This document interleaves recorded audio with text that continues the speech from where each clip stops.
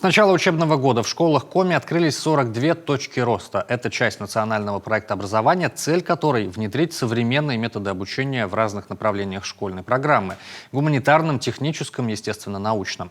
Сосногорская школа номер 2 стала одной из площадок этой программы. Вот уже несколько месяцев ребята посещают новые факультативы, а привычные учебные дисциплины изучают по усовершенствованной программе.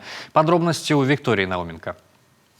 Об инновационном подходе к обучению здесь говорят даже кабинеты. Теперь это не обычные учебные классы школьной рекреации, а стильно оформленные в фирменной красно-белой гамме точек роста аудитории со свободной планировкой, современной мебелью и техникой.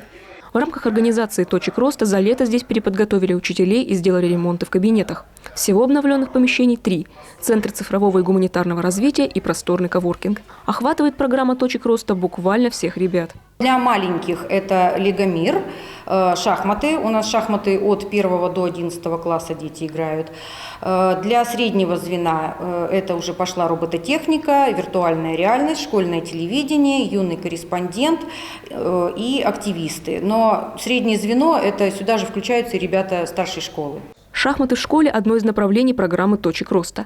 А в школе номер 2 оно развивается на уже существующей базе. Секция шахмат здесь существует давно и стала визитной карточкой. Воспитанники не раз показывали высокие результаты на соревнованиях республиканского масштаба. Они ходят не только на урок, они, конечно, и секцию посещают, на которой мы уже действительно играем, проводим турниры шахматные.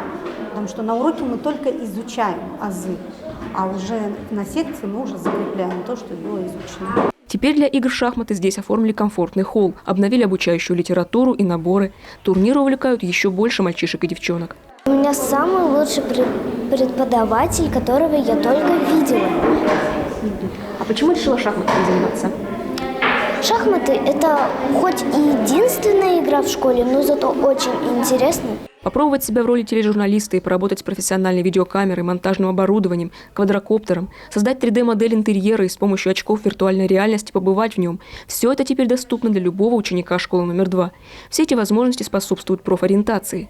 Дети, которые занимаются, там очень много старшеклассников, которые целенаправленно идут на IT-технологии, геомоделирование, потому что в авиа собираются поступать. То есть это хорошая такая база для профориентационной деятельности. В плане профориентационной работы Сосногорская точка роста уже объединила усилия с Ухтинским кванториумом. Здесь успешно прошли занятия с мобильным кванториумом, и в этом году запланировано еще более тесное и продуктивное сотрудничество. Виктория Науменко, Павел Лагутин, телеканал Юрган.